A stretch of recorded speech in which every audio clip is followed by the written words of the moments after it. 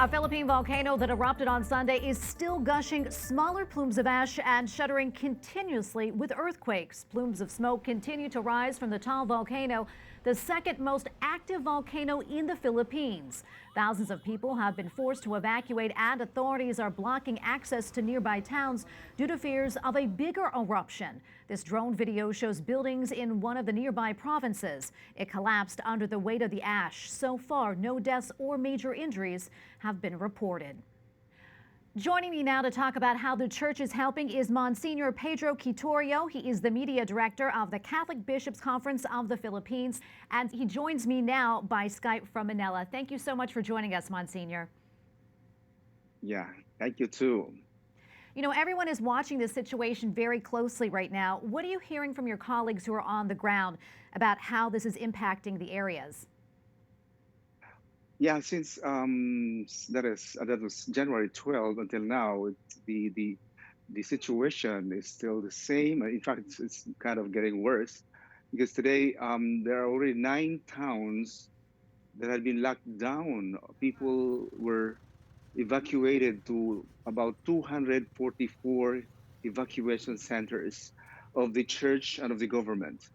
And of the 244 evacuation centers, there are about 12,000 families, which is roughly about between 50 to 60,000 people right now in evacuation centers. You know, we've seen the pictures of people in the Philippines lining up for food and other supplies. How is the Catholic Church helping them? The Catholic Church is right at the center of it because it has been, in fact, the very first responder, one of the first responders, beginning last Sunday and Monday morning and until today. In fact, one of the first evacuation center was the seminary, the Divine Word Seminary of the SVDs. And the Archbishop of the Archdiocese of Lipa has ordered that all churches and all facilities of the church will have to be open to evacuees, and all facilities of the church is offered to those in need. What do you see as the greatest need right now for those in the Philippines, and how can Catholics outside of the Philippines help out? Right now, it's been like from Monday until today, quite 4 days. All they need is water, food, clothing, medicine, and of course, hygiene kits. That's all they need. I think there are so much generosity around us right now. People are helping from other cities, from other areas, but we kind of afraid that this may go longer than what we think, because according to the experts of volcanoes, things are moving very unusually. There have been cracks yesterday, about how many kilometer cracks in the soil, in the ground, and there's at least one river that has been dried up, and for them this is not so good an indicator.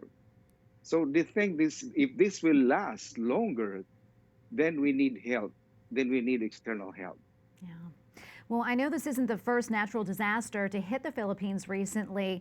What are you telling the faithful about, how to get through this time? We have been very resilient. You remember in 2013, the Typhoon Haiyan, that super typhoon that killed about thousands of people. And in these last 3 months, I have myself been into 2 storms in the Visayas areas, and we have always seen this. The faith of our people gets stronger whenever we are on crisis. Our resiliency goes with our faith. I think there is some message from God why things are happening this way. We just have to see what the Lord is telling us. Msgr Pedro Quitorio, Media Director of the Catholic Bishops' Conference of the Philippines, thank you so much for joining us. Welcome.